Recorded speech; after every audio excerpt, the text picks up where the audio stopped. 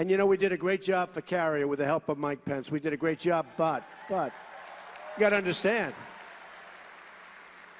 we got to that table a little bit late. They already had built their factory in Mexico and lots of other things, and yet we saved a tremendous number of jobs. All right, well, that was President-elect Trump talking jobs tonight at a rally in Michigan.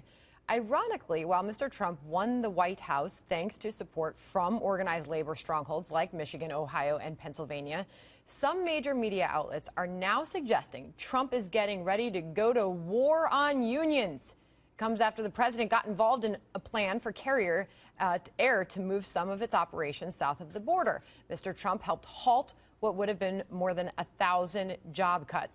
And then he took criticism from the local union boss, who seemed to suggest that President-elect should have done more. Joining me now, Anthony Scaramucci, member of President-elect Trump's transition team, executive committee, and Bud Jackson, Democratic strategist and chairman of American Working Families Political Action Committee.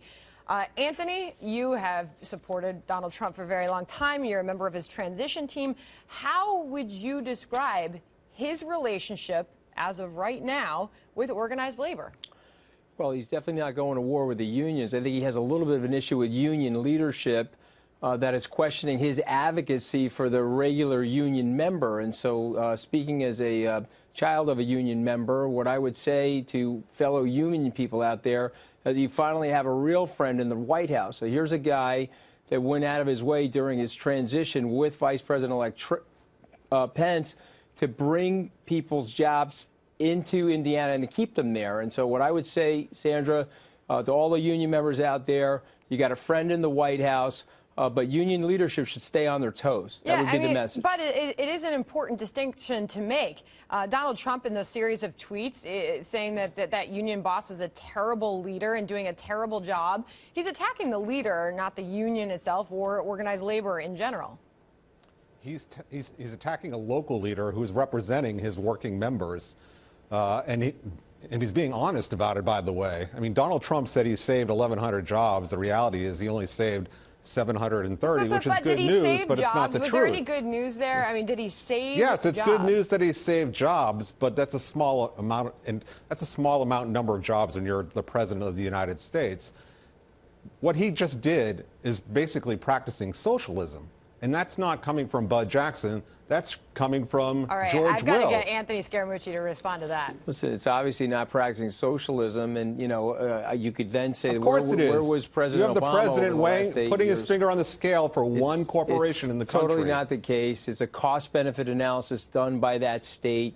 It's $794 a job, paid out over 10 years. So it's an absurd thing to say that it's socialism. Okay, so the government has to be... It's a $7 million break for one company. Or else nobody can hear you. But Anthony, but I have to point out... You're going to talk louder than me because you're wrong on the facts, so go ahead. No, I'm not. I've got a... Hold on. You weren't talking to me, right, Anthony? You're talking to Bud? No, I'm not talking to Bud. I'm just teasing with you. You're wrong on the facts, so go ahead. All right, so let's deal with what we know right now. And Anthony, we are hearing from some major union leaders that are coming out and saying that he is not for organized labor. Randy Weingarten talking about the recent nomination of the Labor Secretary, Andrew Puzder. She says she's got 1.6 million members. She says by picking him to be Secretary of Labor, the President-elect makes a mockery of those promises and puts the Department of Labor, which was created to help workers, squarely in the hands of titans of corporate America. So she actually sounds, well, she sounds like a labor-leading plutocrat herself by making a statement like that. And I think actions have to speak louder than words. And what the left is really concerned about, Sandra, is that Mr. Trump and his team is going to hijack their constituency the same way that constituency was hijacked behind that supposed blue wall of Wisconsin and Michigan and Pennsylvania. And so what those labor leaders are really fearful of is that they've ignored their base for such a long period of time that they've allowed Mr. Trump and our team to come in there and be advocates for them. All right, Bud, and I have to reference what's going on with the economy right now, Bud, because there seems to be a lot of optimism out there about what President-elect has announced, the picks that he has made so far. This recent CNBC All-American Economic Survey for the fourth quarter found that the percentage of Americans who believe that the American economy will get better in the next year has jumped 17 points to 42%. The stock market again closed at an all-time high today. People seem to like what is going on. Well, let's wait until the rubber meets the road, but of course those people are happy because he's appointing billionaires and people from Wall Street into his cabinet. And we talk about facts in terms of helping working people.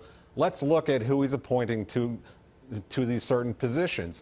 I agree with Lee Saunders, the president of AFSCME, who said during the campaign, Donald Trump talked a good game to working people, but right now he's appointing people and he's stacking the deck against working people. It's totally He's false. got a guy working for the Labor Department right now whose own business was cited, over 50% of his restaurants is cited by the Labor Department, that he's now going to head for violating the law. And now this guy is going to be running it?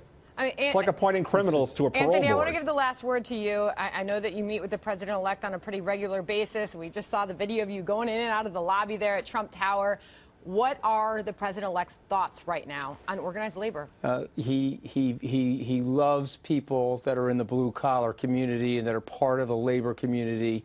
And Andy Puzner is going to be focused on bringing high-quality jobs for those people. Do you think it's a good idea for him to be attacking the union leaders in the form of Twitter like he is? I think it's a good idea to save the jobs, Sandra. When the union leaders are attacking him, Mr. Trump is a non-politician president, and he's going to fight back. And the people love it. He's the executive producer of Celebrity Apprentice, and he's behaving that way. Thanks to both of you for being here tonight. That was